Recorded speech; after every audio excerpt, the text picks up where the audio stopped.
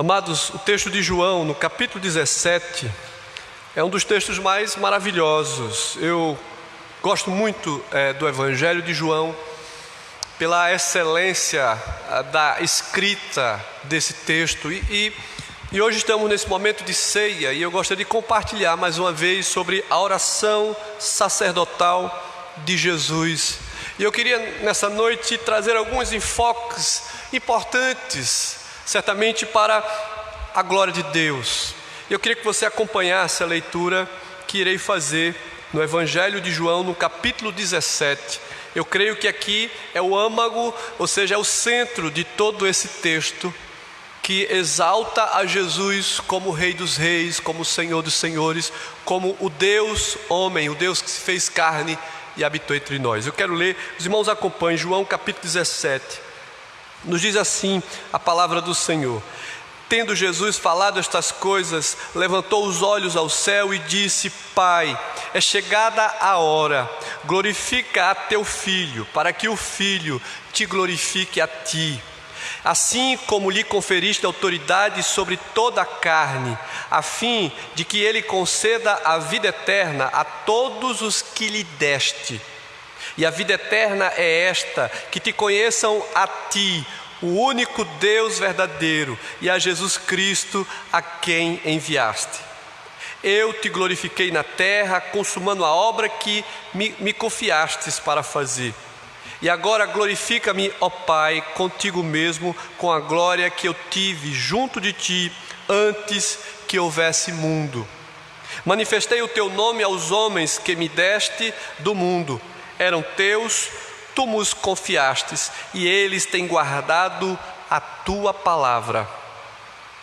Agora eles reconhecem que todas as coisas me tens dado, que me tens dado, provém de ti, porque eu lhes tenho transmitido as palavras que me deste, e eles as receberam, e verdadeiramente conheceram que saí de ti, e creram que tu me enviaste.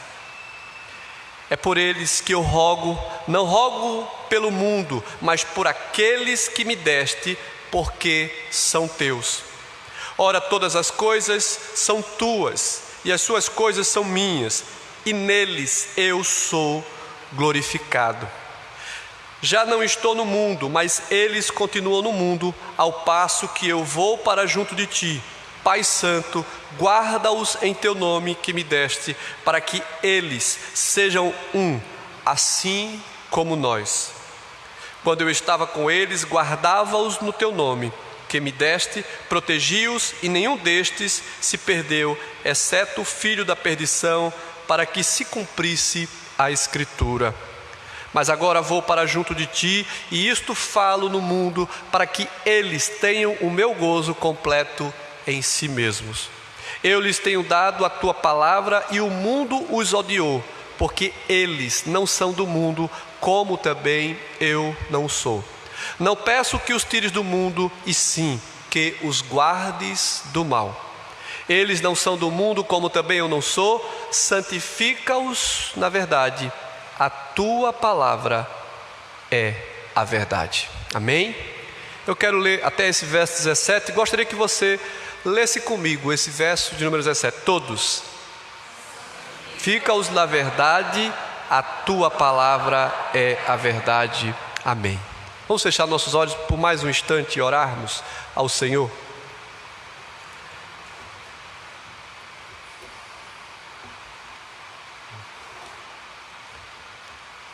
Santo Deus, te louvamos, Senhor.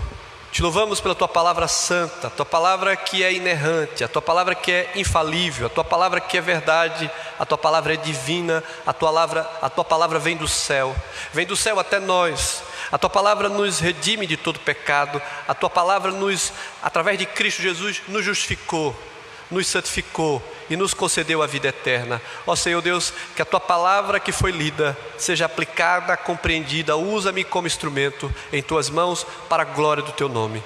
Que possamos, ó Deus, render-te graças pelo ofício de Jesus, pelo o sacrifício de Cristo, pela vida eterna que nós temos através do teu Filho. Ó Senhor Deus, te louvamos por essa graça bendita que foi concedida a todos aqueles que tu escolheste desde a fundação do mundo. Oramos assim no nome de Jesus, o nosso Senhor e Redentor. Amém. Amém, queridos. Temos aqui diante de nós esse texto que é tão maravilhoso. Certamente, esta é a oração mais esplêndida que temos diante de toda a história da humanidade. Temos aqui o Deus Filho falando com o Deus Pai. O próprio Deus que se encarnou e tabernaculou conosco, Ele está nesses últimos momentos conversando com o Pai.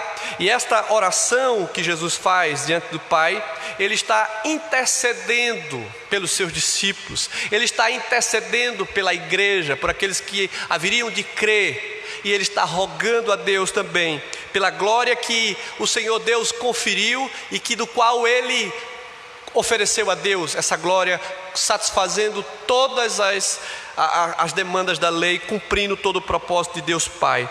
Aqui temos Jesus antes de caminhar para a cruz, momentos antes de Ele ser entregue aos pecadores. Jesus está rogando ao Pai pelos seus discípulos. Interessante que alguém poderia pensar que Jesus, nesse momento de agonia, de dor, de sofrimento, porque Ele sabia todas as coisas que haveria de acontecer sobre a sua vida, Ele não lamenta, Ele não reclama, mas Ele roga a Deus. Ele roga a Deus pelos seus, por aqueles que Deus deu, para que Ele tomasse conta. Jesus aqui, irmãos, nessa oração, Ele vai fortalecer os seus discípulos. A palavra de Jesus traz conforto, alento e segurança, mesmo sabendo que Ele está indo em direção à cruz. Ele roga ao Pai. E nós vamos ver que nessa oração, Jesus faz 3 súplicas. E nessas 3 súplicas Ele aponta exatamente isso. O texto vai nos mostrar que Ele ora por si mesmo. Versos de 1 a 5 mostra que Ele diz: Senhor, eu rogo a Ti, porque eu cumpri o propósito do qual Tu me enviaste à terra. Jesus veio com a missão de morrer pela sua igreja. Ele veio com a missão de entregar a vida. Ele sendo o santo de Deus, Ele sendo justo, perfeito, sem defeitos e pecado, Ele morre assumindo o meu e o seu pecado. Então Ele ora por si, dizendo a Deus que Ele cumpre todo o propósito do Pai.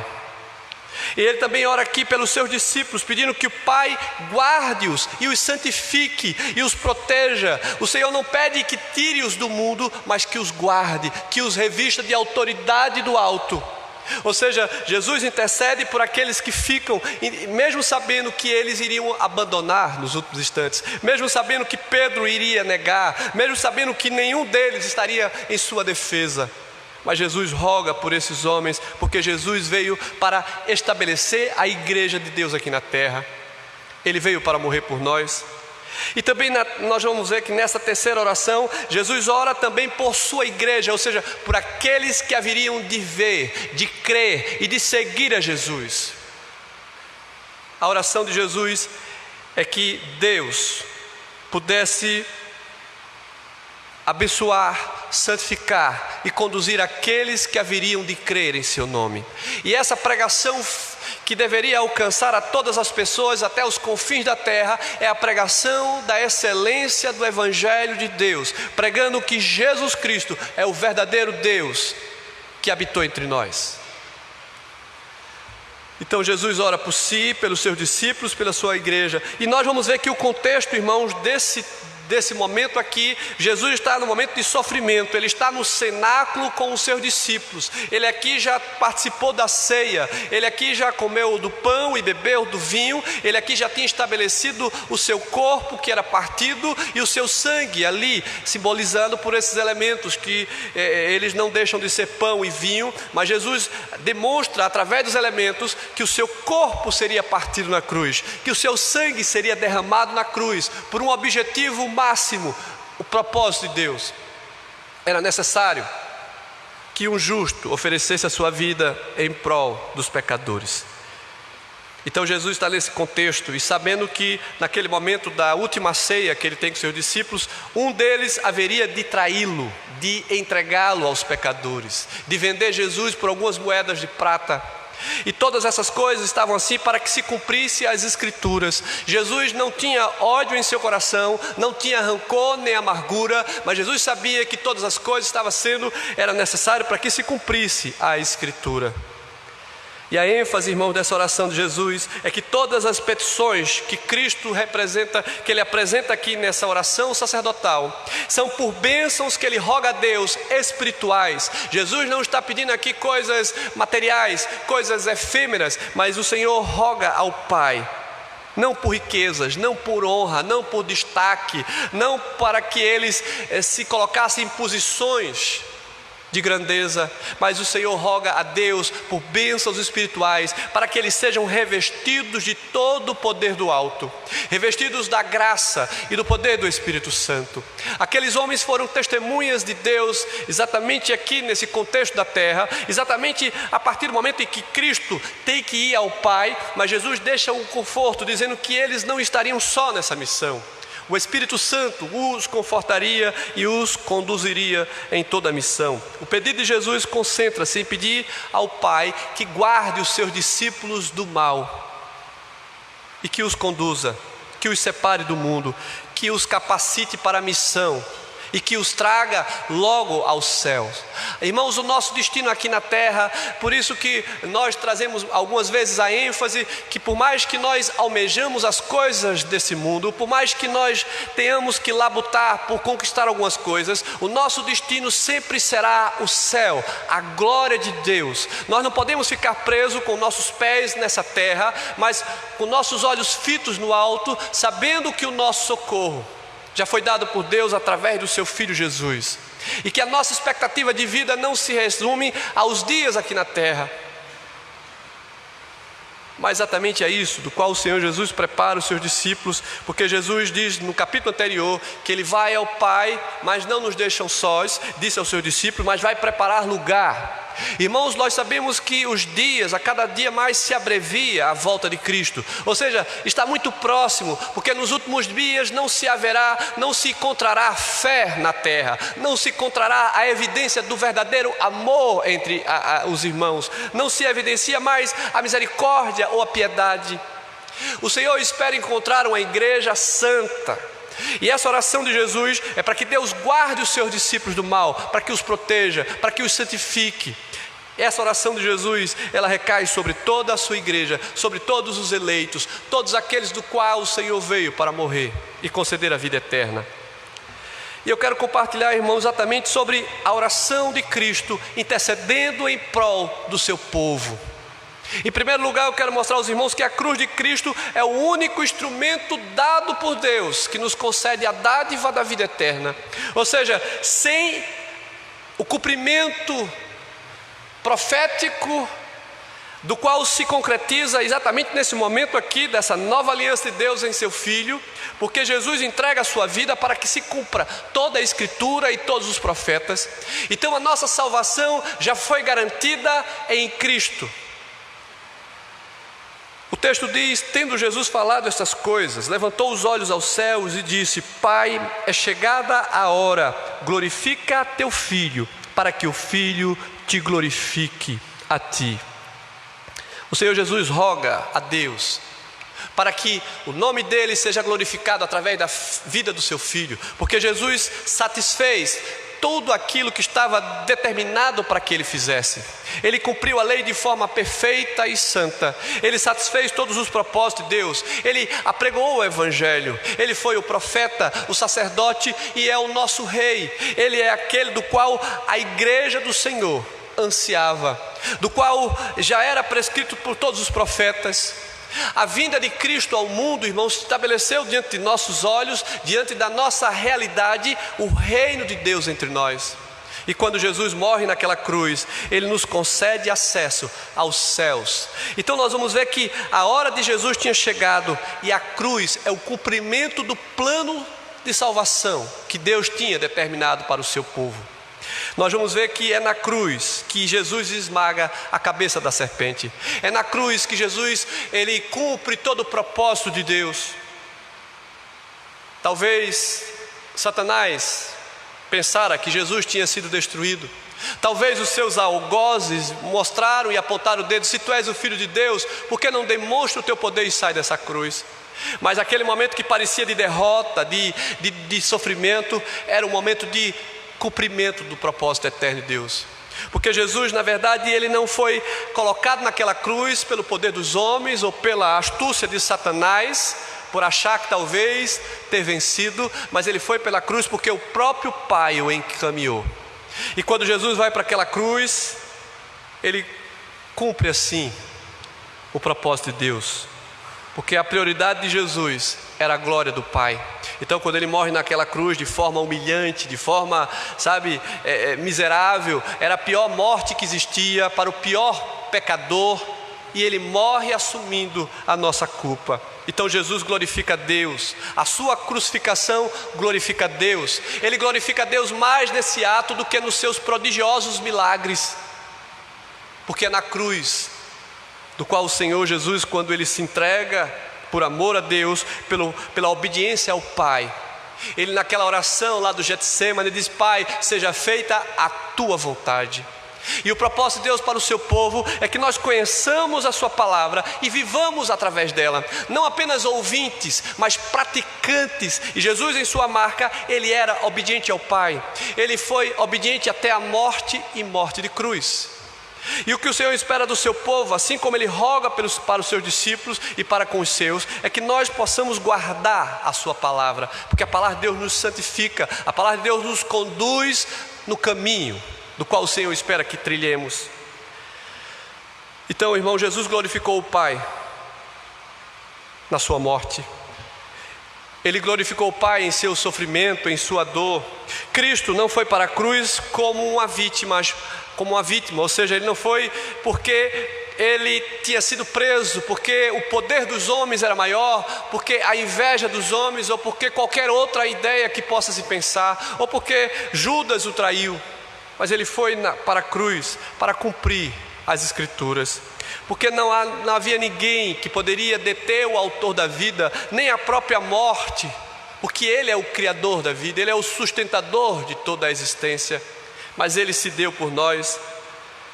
Jesus, irmãos, então de fato é a essência da salvação. O verso 2 e o verso 3 do texto de João 17 diz: assim como lhe conferiste autoridade sobre toda a carne, a fim de que ele conceda a vida eterna a todos os que lhe deste.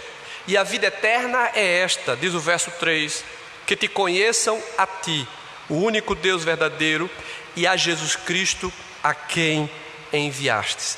Irmãos, esta é a maior verdade de todo o Evangelho. Todo aquele que confessa Jesus como seu Senhor e Salvador, todo aquele que crê que Deus enviou o seu Filho ao mundo, que Jesus nasceu por obra do Espírito Santo no ventre de Maria, que ele era verdadeiro homem e verdadeiro Deus, que de fato Jesus era o Filho de Deus, e para que os homens pudessem ver a glória de Deus em seu Filho, a autoridade que ele tinha dada do Pai, por isso que Jesus demonstrou prodígios na terra. Por isso que Jesus foi visto não apenas com autoridade de palavras, mas com autoridade de poderes, que nunca antes era visto pelos homens. E Jesus disse aos seus acusadores e todos aqueles que o questionavam como ele poderia perdoar pecados. E Jesus disse: para que saibais que o Filho do Homem tem autoridade para perdoar pecados. Jesus mostrava maravilhas e prodígios na terra e no céu. Ele apresentava exatamente as credenciais do ser divino, e ainda assim muitos não creram, muitos zombaram da essência desse verdadeiro Deus que habitou entre nós. E todo aquele que nega que Jesus é o Senhor e Salvador, esse é o anticristo, esse é o falso profeta, esse de fato não é aquele que crê na verdade máxima de Deus. O texto diz: assim como lhe conferiste autoridade sobre toda a carne, a fim de que ele conceda a vida eterna a todos os que lhe deste. Irmãos, a vida eterna não é um produto que eu e você possamos produzir na terra, por esforço ou por obras. A vida eterna foi concedida pelo Pai através do Filho. Ninguém vem ao Pai senão por Cristo. Ele é o único caminho que nos leva aos céus. E é isso que o Senhor Jesus demonstra. O apóstolo Paulo, na segunda carta aos Coríntios, diz: ora, tudo provém de Deus, que nos reconciliou consigo mesmo por meio de Cristo e nos deu o ministério da reconciliação. Ora, os apóstolos tinham uma missão aqui na terra, de apregoar a verdade que esse Deus que habitou entre nós é o verdadeiro Senhor e Salvador, que todo aquele que nele crê, todo aquele que confessar os seus pecados, a fé salvadora é a evidência de reconhecer Jesus como o seu único e suficiente Salvador. Os méritos da nossa salvação é apontada para Cristo. Não há nada que a igreja possa fazer, que eu ou você possa fazer para alcançarmos a dádiva da vida eterna. Esses méritos são colocados em Cristo. É isso que Paulo exatamente diz, que Cristo nos reconciliou. E nós somos ministros da reconciliação quando nós apontamos para Cristo, a glória de Deus. Quando nós apregoamos que Jesus Cristo é o único Senhor da igreja, que Jesus Cristo é aquele que conduz a igreja, que Jesus Cristo é aquele do qual eu devo me submeter a toda a sua verdade e seguir os seus passos. Por isso que Paulo sempre evidenciava que a vida dele era espelhada no Filho de Deus. O Evangelho, irmãos, todos os Evangelhos, eles apontam para Cristo. A mensagem que nós devemos pregar na igreja não é uma mensagem nova, mas a verdade do Evangelho, a velha mensagem, a palavra de Deus. Ela se renova a cada dia, mas nós não precisamos criar invencionices para fazer com que os homens creiam em Deus, fazer como que produzir produtos da mente e do intelecto para que as pessoas possam crer. Não precisamos criar maneiras e formas e esquemas para pregar o Evangelho. Nós precisamos nos submeter à verdade de Deus e pregar a única verdade. Jesus é o caminho. Jesus é o único que nos conduz à vida eterna. Porque a vida eterna não é o prêmio das obras. A vida eterna é uma dádiva que vem dos céus através do seu Filho. Meus irmãos, então nós podemos perceber nesse texto, os primeiros 5 versos, que só através do sacrifício de Cristo, da morte de Cristo, a cruz é o instrumento de Deus para a nossa salvação. E tem muita gente que fica inquieta, sem saber se é salva. Como pastor eu posso saber se de fato eu tenho essa graça, eu fui alcançado por essa salvação de Deus? Como sei que de fato eu sou salvo em Cristo? A evidência daquele que de fato é salvo em Cristo é aquele que crê, que confessa, que reconhece que é pecador e que reconhece que precisa deste único e suficiente Salvador, e daquele que segue os seus passos, daquele que guarda a sua palavra no seu coração, daquele que medita na lei, daquele que é obediente ao Pai. Eu gostaria de fazer uma inferência a um personagem cristão do Antigo Testamento chamado Jó. Está lá bem no meio das Escrituras. O próprio Deus declara que Jó era um homem íntegro, era um homem reto, temente, que se desviava do mal. Eu olho para a vida de Jó como um homem piedoso, e aquele exemplo Deus espera encontrar em cada um de nós. Não é a personificação do homem Jó, mas é a personificação, é a transformação que Deus faz no coração do povo de Deus. O povo de Deus não é conhecido por uma capa, por uma vestimenta, mas por um coração transformado. Jesus, quando roga ao Pai, Ele roga para que os seus discípulos permaneçam na verdade, que eles sejam santificados na verdade. A igreja não pode desenvolver em piedade, em misericórdia, em amor, se não se submeter à verdade da santa palavra de Deus e não se humilhar diante do Senhor.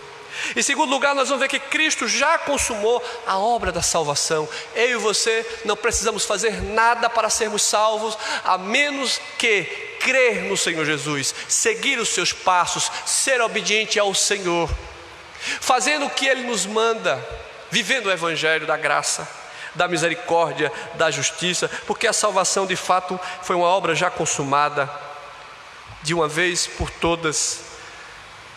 Essa obra foi confiada ao Pai e ao Filho, e Jesus já cumpriu. Jesus já satisfez todas as demandas da lei. Não é necessário sacrifícios, apenas de um coração quebrantado. Veja o que Jesus diz no verso 4: eu te glorifiquei na terra, consumando a obra que me confiastes para fazer. Está consumado. Esse foi o último suspiro de Jesus, ou seja, eu satisfiz toda a demanda da lei. Senhor, eu conquistei a salvação para todos os que me deste. Todos aqueles que olham para Cristo como seu Senhor, todos aqueles que se rendem a Cristo, esses obtêm pela graça, pela misericórdia, pela dádiva de Deus, a salvação. Porque Jesus, ele teve plena obediência a Deus. Na cruz, Jesus bradou: está consumado, não há nada mais a fazer. Nós não precisamos mais oferecer holocaustos, nem imolar cordeiros. O Senhor quer, como diz Davi no Salmo 51, corações sinceros, quebrantados, humildes, verdadeiros, aqueles que de fato reconhecem o Senhor como seu Salvador. A nossa segurança está fundamentada, irmãos, apenas exatamente nisso, em Cristo.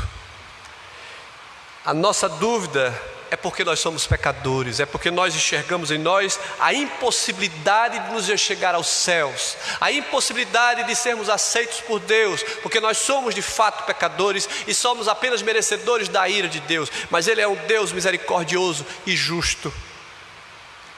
E nós somos, através de seu Filho Jesus, reconhecidos como aqueles que foram alcançados pela graça de Deus.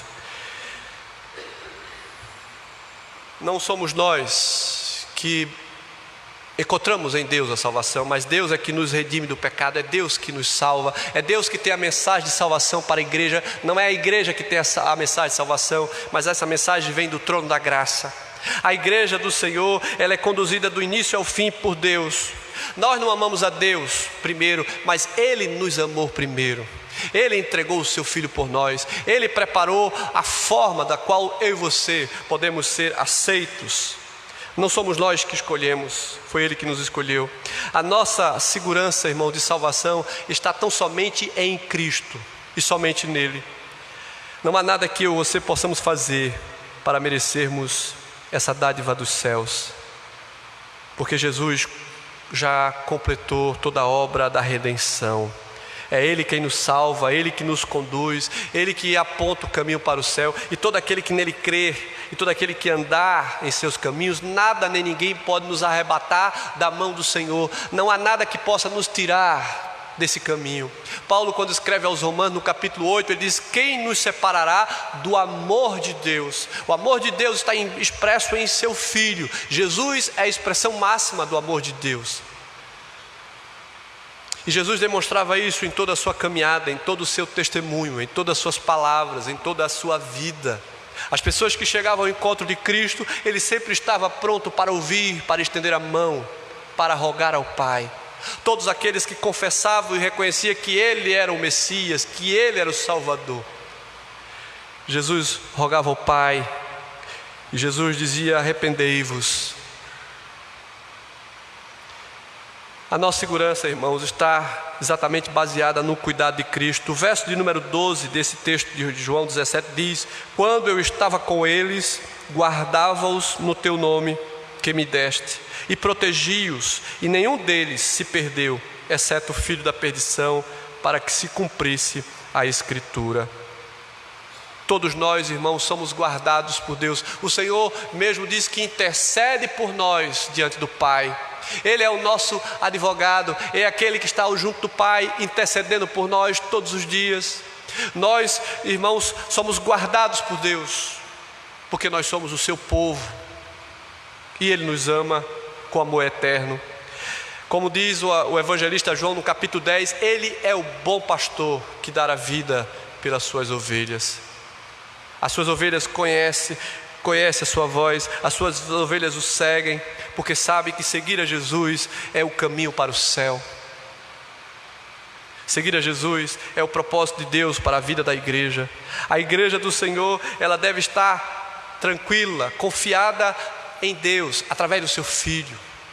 Irmãos, quando nós oramos ao Pai, nós oramos em nome de Jesus. Quando nós buscamos a Deus e proclamamos a palavra de Deus, proclamamos em nome de Jesus, porque Ele é o Senhor da igreja. E nós vamos ver também, em terceiro lugar, que a nossa segurança está exatamente nisso, no fato de que Jesus intercede por nós, no fato de que Cristo todos os dias está conosco, até o último instante desse mundo, até a consumação do século, Ele está conosco. Jesus fez 2 pedidos fundamentais em relação aos seus discípulos. O primeiro pedido foi ao Pai que Deus os guardasse do mal, como nos mostra aqui o verso de número 14. Eu lhes tenho dado a tua palavra e o mundo os odiou, porque eles não são do mundo, como também eu não sou. Essa verdade é importante. Nós estamos nesse mundo, vivemos nesse mundo, mas nós não somos desse mundo, porque o Deus desse mundo é o diabo. Esse mundo só produz aquilo que é contrário à vontade de Deus. Esse mundo vai na contramão daquilo que a palavra de Deus anuncia como justiça, como verdade, como santidade. E Jesus pede a Deus que os guarde do mal, porque esse mundo é um sistema que se opõe a toda a verdade de Deus. Esse mundo, irmãos, de fato odeia os seus discípulos. O mundo, ele odeia a igreja do Senhor, porque a igreja deseja andar em santidade, porque a igreja deseja andar na verdade, porque de fato a igreja foi resgatada e redimida. A igreja significa não templo, não pessoas que talvez se dizem crentes, mas aqueles que de fato nasceram da água e do Espírito. Aqueles que de fato nasceram do alto. E todos esses o Senhor os guarda, para que eles não sejam tragados pelo mundo. Eu lhes tenho dado a tua palavra. O mundo os odiou.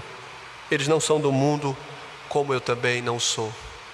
Nós conhecemos que aqueles homens que conheciam toda a lei, aqueles homens que ensinavam e pregavam, eles de fato tinham uma palavra, mas o coração deles não eram corações transformados, não eram corações de fatos do alto. Eram homens com pensamentos, com desejos daquilo que a palavra de Deus condena. Homens que andavam de acordo com o curso, buscando a glória dos homens, buscando os prazeres dessa terra. O segundo pedido de Jesus é que eles fossem guardados do mal, guardados do maligno, guardados da tentação, guardados de se desviarem do propósito eterno de Deus, guardados de não fazerem a vontade do Pai. Não peço que os tires do mundo, disse o Senhor Jesus, e sim que os guardes do mal. E o texto nos mostra que a igreja precisa estar vigilante, a igreja precisa estar preparada, a igreja precisa ser uma igreja que busca as coisas do alto, a igreja precisa ser uma igreja santa. Me lembro das palavras de Pedro aqui registradas, 1 Pedro 5, quando ele diz: sede sóbrios e vigilantes. Por quê? Ele diz: o diabo, vosso adversário, anda em derredor como leão, que ruge procurando alguém para devorar. A igreja precisa ser santa, una, verdadeira, porque o nosso Deus é santo, porque o nosso Deus é justo, e Ele não se compraz com a injustiça, com a iniquidade. Ele espera encontrar-nos santos, separados das coisas desse século, redimidos, andando em novidade de vida. A nossa salvação depende exclusivamente da graça de Deus. Isso implica em que eu e você, que fomos chamados, alcançados pela graça, devemos buscar ter uma vida de santidade. A nossa entrada no céu, irmão, será inteiramente pela graça, pela misericórdia, por aquilo que eu e você não podemos fazer por nossas obras. Santifica-os na verdade. A tua palavra é a verdade. A palavra de Deus nos purifica de todo pecado. A palavra de Deus nos conduz na justiça. A palavra de Deus nos aponta o caminho. Irmãos, de fato, nós falamos tanto da palavra e da oração, e parece que essas são duas áreas mais negligenciadas pelo povo de Deus. Em toda a história da humanidade, Nunca houve nenhuma transformação em vidas que não precedesse uma vida de oração, uma vida de santidade, uma vida de busca a Deus de forma real e efetiva. Eu gosto muito de lembrar do livro de Atos dos Apóstolos, porque ali é o registro da igreja que crescia no poder do Espírito. E a marca daquela igreja, do livro de Atos, era uma igreja que perseverava na oração. Ou seja, eles de fato, efetivamente oravam. Eles falavam com Deus de dia, de meio-dia, durante a manhã, durante a tarde, durante a noite. Eles tinham comunhão sincera e verdadeira uns com os outros. Eles perseveravam na doutrina, eles estudavam a palavra. Nós queremos tanto as bênçãos de Deus, os milagres de Deus, mas não queremos o compromisso com Deus dos milagres. Nós apenas queremos o resultado, mas não queremos pagar o preço. Nós não queremos nos debruçar na palavra, porque nós não temos tempo para investir no reino de Deus. E Jesus disse que nós devemos buscar, antes de qualquer outra coisa, o seu reino, a sua justiça. E nós não temos tempo para isso, que é a coisa mais primorosa da vida da igreja do Senhor aqui na terra. E é por isso que há tantas dissensões e tantas intrigas e tantas brigas e tantas fofocas, porque o povo de Deus deveria ter mais tempo para buscar a face do Senhor, para se quebrantar aos seus pés, para se humilhar e dizer: Senhor Deus, aviva a tua obra em nós, santifica-os na tua palavra. A igreja deve ter um momento de congraçamento verdadeiro. A palavra de Deus nos chama para isso. Devemos regozijarmos em Cristo, devemos olhar para o exemplo de Cristo, para a vida de Cristo, para a vida do que Cristo transformou aqueles homens. O Senhor Jesus tirou-os de ser pescadores, apenas, empresários ou homens da pesca, e o Senhor os transformou em pescadores de homens, ou seja, transformou o coração deles. Antes daqueles homens estar preparados, ou seja, antes deles falar aos homens, Deus falou com eles, Deus quebrantou os seus corações. A igreja precisa ser quebrantada pela palavra, a igreja precisa se humilhar diante de Deus, somos santificados por ela. É isso que diz o verso 8 desse mesmo texto: porque eu lhes tenho transmitido as palavras que me deste, e eles as receberam, e verdadeiramente reconheceram que saí de ti, e creram que tu me enviaste. E o verso 14 também diz: eu lhes tenho dado a tua palavra, e o mundo os odiou, porque eles não são do mundo. E o verso 17, como nós reafirmamos: santifica-os na tua verdade, porque a palavra de Deus é a verdade. Como nós podemos ser santificados, como podemos ter amor em nosso coração, como podemos ser piedosos e misericordiosos, como podemos ser achados como aquele homem íntegro, reto e temente, se não conhecemos a Deus? Porque nós só conhecemos a Deus quando nós investimos tempo na leitura e na oração. Nós precisamos dedicar a nossa vida na oração e na leitura da palavra do Senhor. A palavra de Deus é o instrumento, irmão, da nossa santificação. Sem o conhecimento da palavra de Deus, não há crescimento espiritual, não há revestimento do poder do alto, não há vida santa. Jesus diz aos seus discípulos: vós já estáis limpos pela palavra que vos tenho falado, mas não todos. A igreja, ela não é ela que cria a mensagem, ela é apenas portadora da verdade de Deus, ela anuncia a verdade de Deus. A igreja precisa se humilhar diante do Senhor, eu preciso me humilhar perante o Senhor, nós precisamos nos humilhar diante do Senhor, precisamos buscar a sua face. A igreja tem perdido a sua essência de adorar ao Senhor em espírito e em verdade. A igreja tem perdido a sua essência de apregoar o Evangelho aos de perto e aos de longe, até os confins da terra, ou seja, em todo e qualquer lugar. A igreja tem perdido a sua essência porque, ao invés da igreja estar pronta para ouvir os oráculos de Deus, a igreja não tem tempo para isso. A igreja do Senhor precisa se submeter à sua misericórdia, à sua graça. A igreja do Senhor precisa se colocar de joelhos. A cruz de Cristo é o único instrumento de Deus que nos conduz aos céus. E eu preciso entender a mensagem da cruz, eu preciso entender o simbolismo da ceia do Senhor. Os elementos da ceia, eles têm um significado até que Jesus volte. O corpo e o sangue do Senhor. Tem o significado da união, da comunhão dos santos, da verdadeira comunhão dos santos. A salvação também nós vemos que ela já é uma obra consumada, e ela foi consumada pelo seu Filho Jesus. E nós vemos que a nossa segurança está tão somente na intercessão de Cristo pelos seus, por aqueles que o Pai lhe concedeu.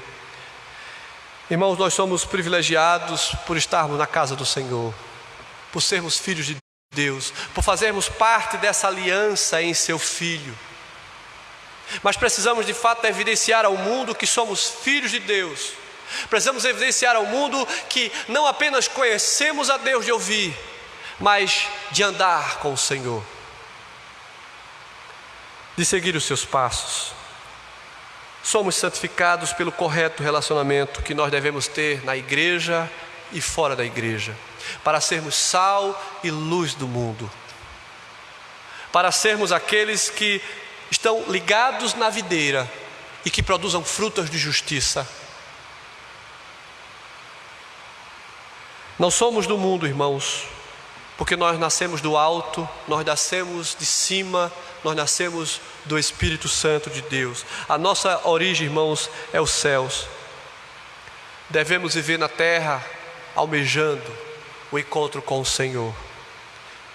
E o Senhor espera encontrar uma igreja santa, uma igreja piedosa, uma igreja misericordiosa, uma igreja que ama, uma igreja que perdoa, uma igreja que demonstra de fato conhecer a Jesus, andar com Jesus, saber que Ele é o nosso Senhor e o nosso Redentor.